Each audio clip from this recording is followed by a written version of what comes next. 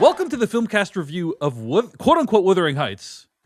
Emerald Fennell and the studio have requested it be styled with quote-unquote, so we'll try to honor that by saying it every single time we mention the title. According to IMDb, the plot summary, a passionate and tumultuous love story set against the backdrop of the Yorkshire moors, exploring the intense and destructive relationship between Heathcliff and Catherine Earnshaw. Now, I do want to say right up front, this review will not be a full and detailed comparison between Emily Bronte's classic novel and Emerald Fennell's new film. Suffice to say, the film makes some major deviations, including likely changing the race of Heathcliff. Hence the quotes. Removing a bunch of characters and themes that are critical. The entire ending of the book is gone. Second half of the book. But like third act of the book.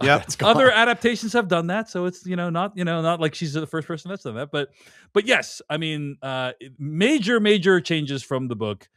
I think what I am most interested in from you guys is, does this movie work as a film separate from all the greatness of the book and its themes, and understanding that it is completely different in tone and what it's trying to say?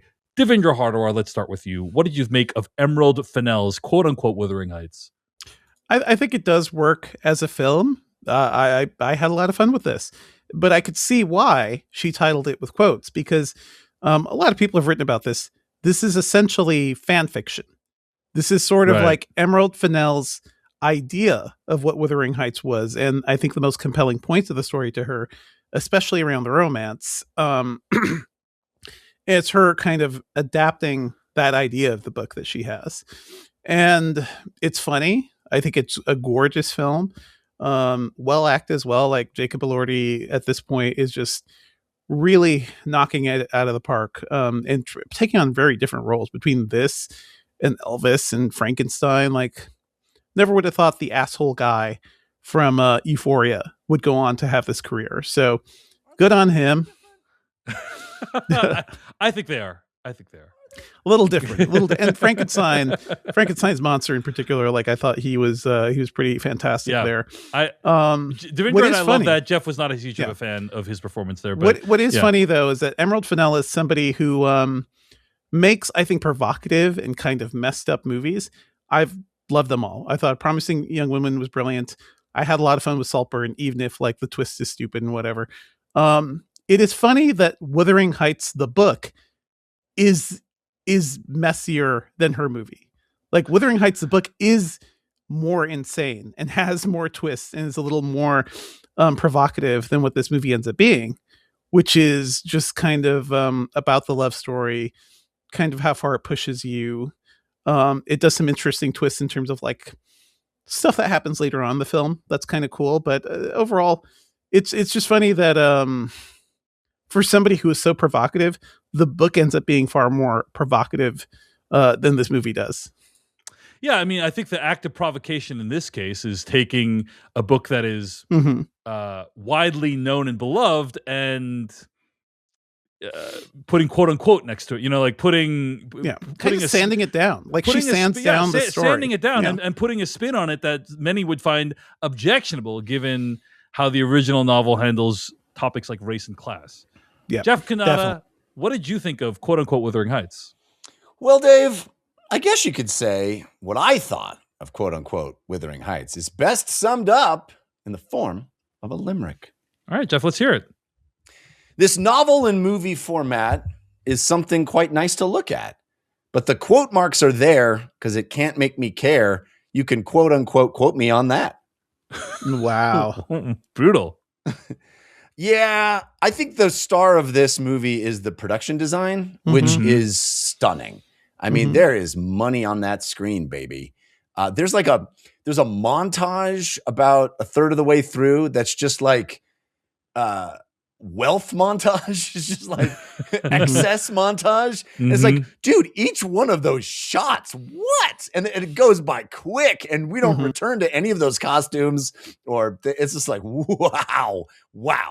And I think, the movie is a stunning thing to look at, but I saw someone, use the Garth Marenghi meme for this movie, and it's true. The Garth Marenghi meme is, I've seen writers who use subtext and they're all cowards. I think that's this movie's approach to Mhm. quote unquote movie making is let's take the subtext of Wuthering Heights, the novel. Let's take the sort of the cruelty, the immorality that is, famous from Bronte, and just express it in the most direct, obvious, glaring ways. There's things that, Catherine's father, who is a drunkard and falling into ruin. We literally find him at one point in a room that is impossibly stacked with empty bottles, right? It's a Tim Burton room. Like that's it's exactly like, right. Yeah. We're into a cartoon, scenario. And there's often a lot of things. There's a fireplace in the house that is made out of hands. That's like, if anybody ordered that, they'd be like, there'd be some concern. There's not like there's something wrong with you if you're ordering the hand fireplace, So there's a lot of that stuff where it really is kind of grotesque and moving into this weird abstraction level that I found interesting, but I didn't think worked for me as a compelling film. I think the production design is fantastic. And we put Margot Robbie into the most spectacular outfits and in these, just exquisite, this Little Red Riding Hood cape in the snow. It's just stunning to see on the big screen. But man, I could not get invested in these people. I think it accentuates all the things from the Bronte. I haven't read the novel, to be fair, but from what I have gleaned, cultural relevance wise, it extracts all the stuff that I think I would dislike about the novel and really focuses on that, like the cruelty, the depravity, the way people are just awful to each other. And then I think there's more cruelty in the novel is the thing. Like the novel is fucked up. It's much more messed up. It's much more messed up than what is in the film, Jeff. Yeah. There's fair. Like I said, there's like necrophilia, like dog injury, like killing of dogs, incest. Incest it's going like on. Really, like this really is like the kind of accessible version of it. Yeah. Well, fair. Okay. So I probably shouldn't compare it to the novel that I haven't read. So I don't know that. I will say that as someone experiencing this movie without having the context of the novel, I found it difficult to root for anyone in the movie. And I did not,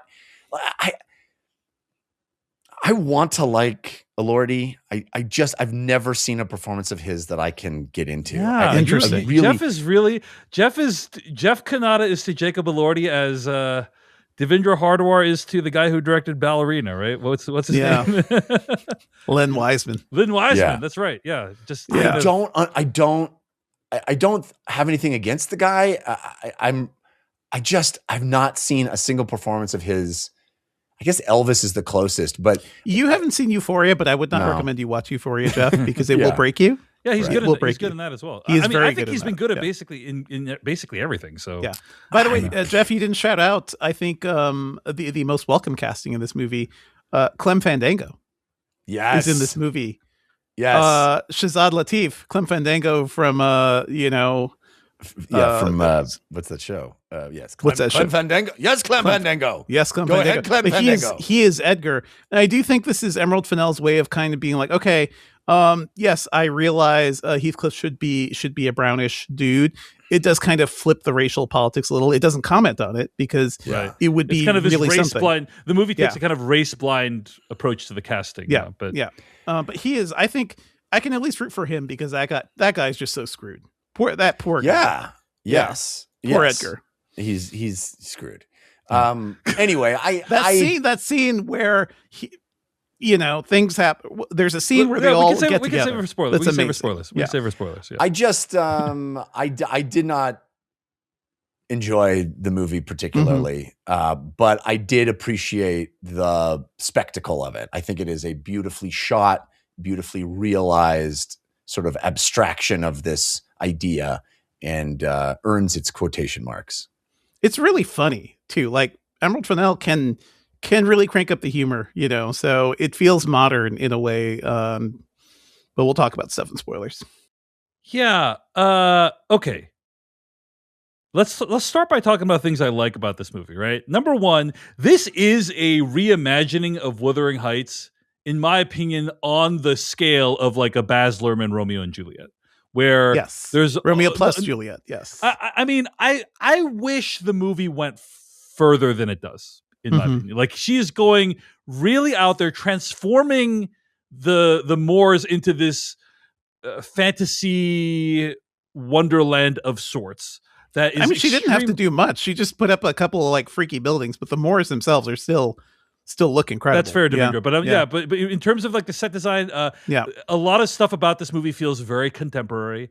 In music, the outfits, the music, right? Like all this stuff is meant to be like, hey, we're very consciously trying to update this for a contemporary audience, and I think she largely succeeds. You know, the movie didn't do as high as much box office as people thought it would do, but it's doing pretty well. And I think like a lot of people in this generation will think of Wuthering Heights as this movie, for good or ill, right? This movie starts with a TikTok music cue, by the way. I think I'm gonna die in this housing. I didn't realize that was an actual song. I just hear that on TikTok videos. But this movie starts like a TikTok video, I think on purpose. Like that's a cue for people, for this audience. Yeah. It definitely like is on the spectrum of Andrea Arnold did a Wuthering Heights adaptation, and that is extremely kind of gritty, realistic, type. And then on the other end you might have a Baz Luhrmann Romeo and Juliet, which is like barely recognizable from kind of that time period in England. And this is, I would say, somewhere in the middle. It's not quite as wild and wacky as the Baz Luhrmann, and I wish it was more on that line. But it's kind of in the middle of those two things. It's like, it's definitely not historically accurate, nor is it like completely unrecognizable from what it originally was. And I think that's like pretty interesting that she's doing something like that. She's obviously super talented in terms of creating memorable visuals. And I think you heard a little bit about that when Jeff talked about it. So yeah, there's like, and by the way, the movie comes in at a little over 2 hours, and it is engaging for pretty much the whole thing. Like I was never bored. I was like engaged in the story the whole way through. All right. So like those are some positive things I have to say about quote unquote Wuthering Heights. In terms of the negative, I would say that I think, Jeff, you and I are pretty aligned on this one. And what I mean by that is this movie is primarily, if you think about what this movie is trying to say, what the primary message or theme of the movie is, it's kind of about this epic love between these two characters, Kathy and Heathcliff. And the movie has removed many ancillary characters from the book. It's just like I actually appreciate that it's focusing on just like a few characters that you can really like easily wrap your head around.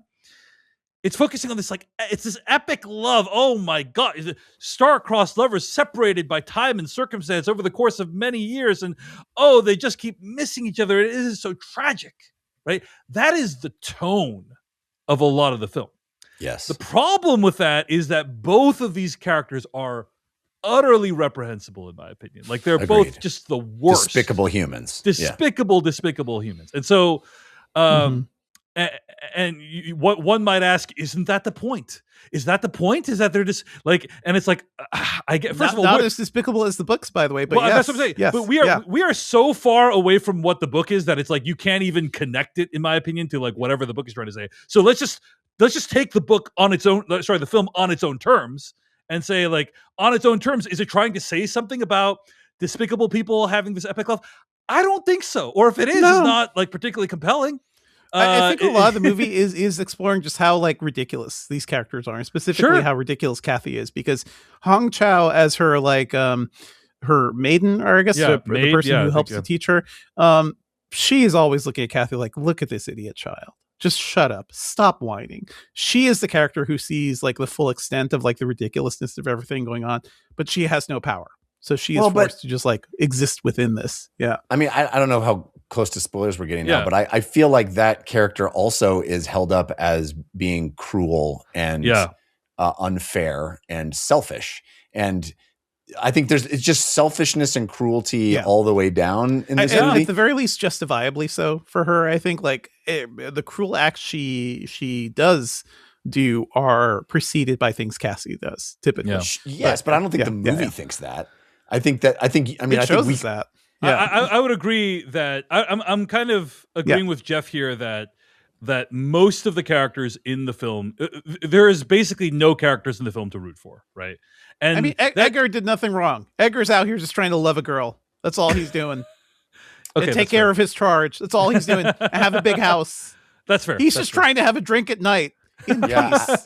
I mean, and things are ramming into his windows. His wife is also jumping like a out. He's a character that has no interiority in the film. That's right. right. Like He's a a character non-entity in the movie. Rich man. Non-entity. Yeah. So I completely agree with what you're saying, Dave, because I do think the movie wants us to feel that Romeo and Juliet. They deserve to be right. together. They It's should even together. a story that is invoked in the movie itself. Yeah. Yes. And so I do think the framing of the film is that there is something to be admired about such an enduring love. Yes. And that is the sense I get. Now, yes, whether that's in the books or whether she tried to convey that is like Jeff and I watched this and we felt like the thing that the movie was trying to say is like, oh, this love, if it's so tragic that they can't be together. And like that's kind of what we feel the movie's trying to say, right? But and yet I want both of these people to get fucked. Right. It's like it made me think like, were Romeo and Juliet assholes? Like, Romeo is kind of an asshole. Yeah. Having played that part twice in my life, he's kind of a jerk. Yeah. Okay, all right. He's a dummy, that's for sure. Is he as big of a jerk as Heathcliff in this one? Like maybe I didn't see. Maybe I didn't see it. Like maybe I didn't see how big of dicks these guys were. Anyway, okay. Let's get to spoilers. Spoilers for Wuthering Heights. Sorry, quote unquote Wuthering Heights. Starting now. I do think it's worth touching briefly on the Hong Chow thing. Of that. First of all, in the movie, I think she is made out to be a much more flawed character than I believe she's made out to be in the book. Where because she's just like the narrator practically in the book, right? But right. And here she kind of betrays Kathy. And then after Kathy says nobody will ever love you, right? Or you have never experienced love. Yeah, because I'm tied to you in this fucking house. I have no mobility. I can go nowhere, girl. So yes, I'm sorry. I'm gonna let this guy think you don't love him. I agree with you that I felt some sympathies for her plight, but also she's portrayed as a spiteful, hateful person. And sure, and I agree. I don't think the movie feels quite as sympathetic to that character as you do, Devindra. I mean, no, she is. I'm saying she is justified to be fucking spiteful and hateful. Well, because what is her life? What is her life to be tied to this family? Yeah. She's nothing. She's a bastard child. So yeah, I get it. But I think she also gets the blame for Kathy's death at the end of the film as well, right? Yes. Like because of burning the letters and hiding that communication. Right. That's the worst of it. And she's, that's just. So then, that is bad. That's a bad thing that she does. That's a bad thing. That's a bad thing. But I'm saying I cannot quite justify Kathy's like insufferableness, right? Like she is just like a spoiled child. Heathcliff has his moments. Like he has reasons to also think, I had no way of succeeding in this world. Like our love could never, survive, and she betrayed me. He has his reasons too. I think Kathy is the one who's just like, the one Hong Chow is always pointing out, is like, you're just kind of making your own problems, man. Just like, deal with it to a certain degree. She's the one I feel the least sympathy for. Yeah, but the enduring image, the enduring image of this movie is them as kids and him promising to never leave her. And so this is, I think, where Dave and I get this impression that the movie really wants you to pine for their romance. It absolutely does. Yes. Yeah. Why? I'm not disagreeing with you guys. I think you are correct. Why? Yeah. Why do we care about them? They're so horrible, like they're really, and the movie never reckons with that. Like I think, we see their childhood, and it's not a great childhood, right? Kathy is growing up in this dark house, this dank house, with a alcoholic father who's beating everybody up and gambling all the money away. The boy ends up being the one who takes the brunt of the abuse from the father too. Like they're the only lifeline they have for each other. So it's kind of a love out of desperation and a love out of necessity too. Mm-hmm. Yeah. I did want to just give a quick shout out to this article at publicbooks.org called Emily Bronte in Her Smut Era, The Romance Rebranding of Wuthering Heights. This article is written by Shauna Lipton, and she kind of dives into some of the differences between the book and the film. And I just think it's really fascinating. She writes here, Emily Bronte's text functions as a staunch anti-romance, explicitly devoid of a happily ever after or a redemption arc. In the original novel, Heathcliff is not a misunderstood lover, but a domestic tyrant.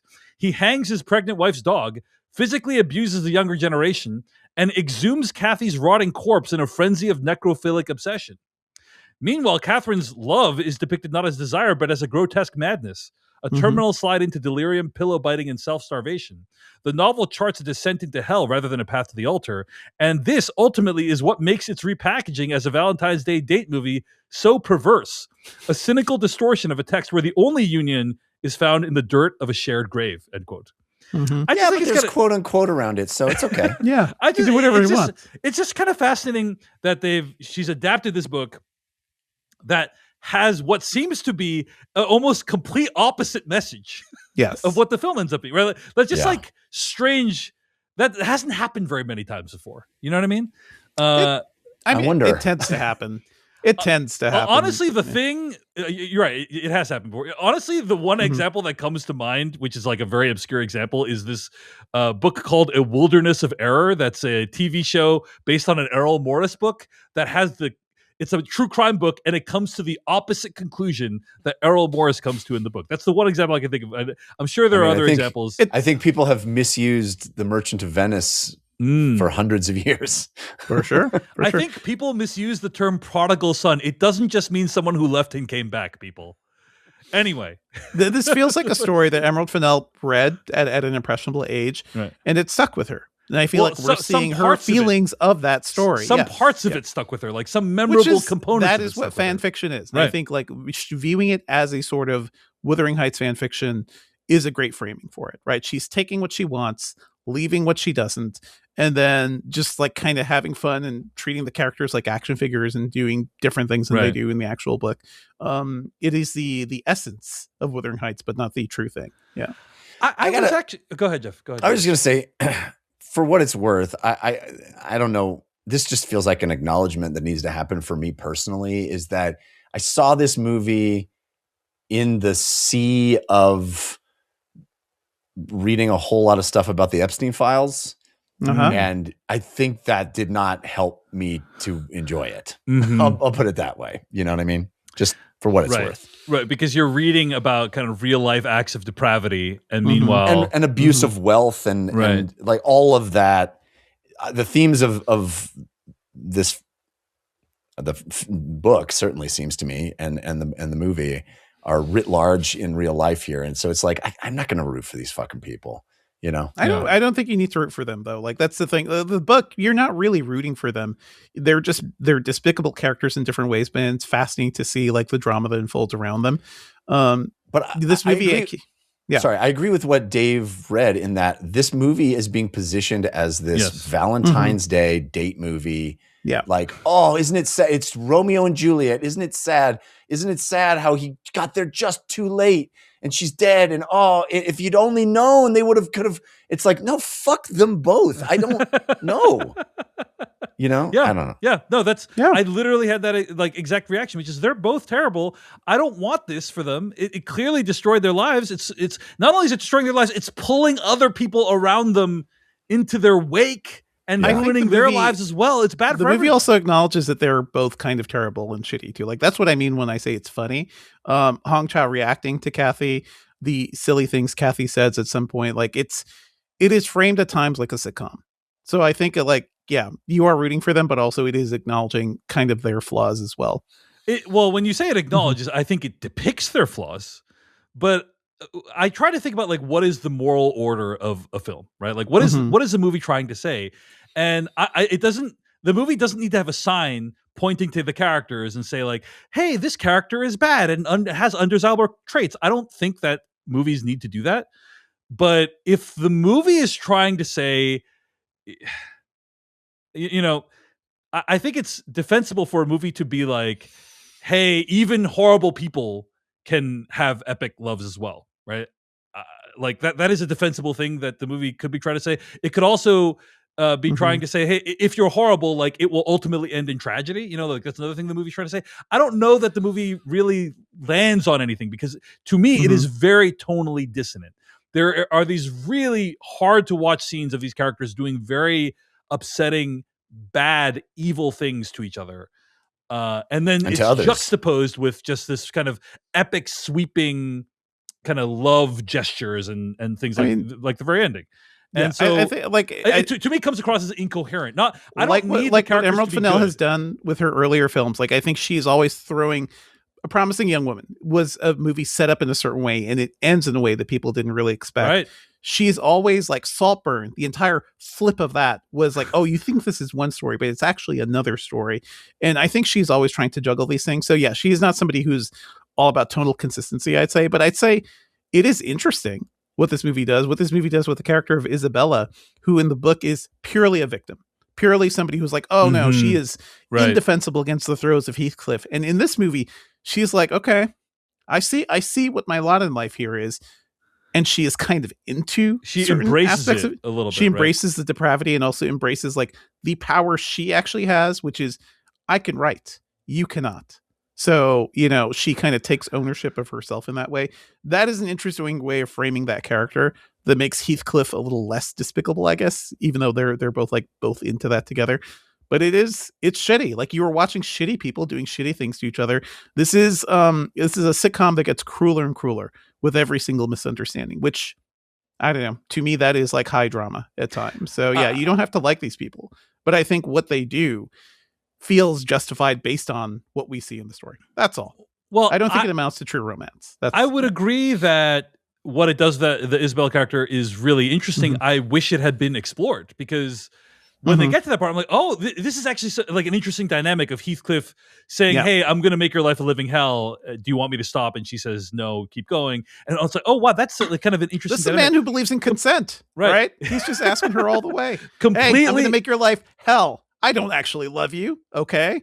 Man, that whole conversation, in my opinion, goes completely unexplored. In my opinion, goes completely unexplored. Like what is going on with her? What her fate is? What her emotional journey is? Hong Chow walking in when she is barking and chained up. That whole scene, is just like chilling for sure. But it's like, and her, but it's like what we don't even really get any resolution with that character, right? Like we don't even know really what her journey was in this film. Yeah. So like. Yeah, it feels to me like the Act 1 is really strong in this film, and then Acts 2 and 3 are very flaily, and like the movie is just kind of just all these different tones together. But sometimes, by the way, it's slapstick. Like the scene when Kathy is first discovered by Mr. Linden, right, and she's kind of like. You know, like she's like trying to climb over the wall, and it's kind of like this comedy. It's like just like this mishmash of all these different things that it's almost like Emerald Fennell's like, I'm just gonna throw in all the random ideas I had about the story in there. We're not even talking about Charlie XCX's songs. We talk about not even believing subtlety, right? Not even Just like let's from say Love what's is happening Blind on Netflix. The screen. We're just saying what people think in the song, basically. Say it in the song. Don't make it unclear. Yeah, not great. So I am very mixed, mostly negative on this one. In that it is like, oh, and by the way, we haven't even talked about how messed up this movie began. What a way to set the tone for a movie, right? Which is, I have to say, I admire the audacity of it, right? And that's kind of what she does, right? It's always the audacity of like, oh, are we hearing somebody having sex or somebody masturbating? It's actually someone dying, and don't you understand that these things are connected, guys? They're connected. Let's make sure to have a close up to the erect penis. Yeah. I mean, the movie is really and then people celebrating that too. By the way, it's a party. It's a party in that opening scene. Yeah, I'm like, is that realistic? Did people really like go to these things and have people did go to those things for public sex? Historical record. Yeah, that's interesting. I don't know if it ended up being an orgy like it kind of does in this movie, but we didn't even talk about the fact that they got her bedroom walls are done with like her skin. That was the flesh wall. Yeah, the flesh wall. And then the leeches on the flesh wall at the end. Oh man! Again, like there's so many imagery, so good. Visuals. Yeah, the visuals are so striking and really well done. And I just wish they kind of went further. So it's like it's like a whole a whole setting and tone that is like super fantastical and even more memorable. I would have wanted, but also that it was thematically coherent. I would have loved to see that as I well. love the shot after she falls from the wall. And Edgar opens the gate, and she's just like, "Frame myself like a Disney princess. You have 5 seconds. You have like a second to get that sunlight ray shot," and she does it. It was funny to hear someone describe the plot of Romeo and Juliet like a movie, though. That was good. Yes, and that's like the worst recapper, right? The worst. We've all encountered them. But it's why? Like, yes, you are so complete. It's just so many random like it's kind of like goofy, funny, anachronistic, and then we're in the darkest fucking thing you've ever seen. You know, it's like all the stuff with the dolls, her little doll collection. Right. It's just like the shot where it replicates the shot. Yeah, that's beautiful stuff. That's why I can't like. I see the problems here. I see the tonal inconsistencies. Right. I cannot hate Emerald Fennell, right? Because same. She's got the skill. She's doing something interesting here. It is just funny. It's ironic that a Bronte book is actually more provocative than what she ends up doing. Yeah, so true. I was trying to think like what would be a comparable bastardizing of a classic novel, right? Like it would be like if Dr. Frankenstein was like the good guy. Creation is good, right? That's like if a Frankenstein movie had the theme of like creation is good, or Catcher in the Rye, like the main character is a dashing society is great. People are great, right? And let's hang out with other people. The protagonist is like amazing model of masculinity in Catcher in the Rye. You know, like it's like that. If you did a Catcher in the Rye and it's about the friends we made along the way, you didn't read Catcher in the Rye, something like that. Yeah, something like that. It's like a Breakfast Club version of Catcher in the Rye. This Gatsby really was great, right? That's right. It would be like this Gatsby really was great, kind of like that level. Anyway, Devindra, I'm kind of in the same boat as you, man. Even though I didn't love this, I don't even think I liked it. She's clearly very talented, and she's taking big swings. You know, she's making big decisions, and they don't always connect. And in fact, most of the time they don't connect. They don't work for me. But you have to admire the gumption, and I hope she keeps making movies. And based on the success of this one, I think she's going to get the chance to. So those are our thoughts on quote-unquote Wuthering Heights. And at the end of the day, it is very impressive that Emerald Fennell made a movie. Thank you so much for watching this video of the Filmcast. Check out these other videos that we have available, and be sure to hit like, subscribe, and hit that bell icon to get other videos from us in the future. You can also go to thefilmcast.com to catch all of our audio podcast versions of all of our episodes. And support this podcast at patreon.com/filmpodcast, where you can sign up for ad-free episodes and exclusive After Darks. Thanks so much to everyone who makes the Filmcast possible.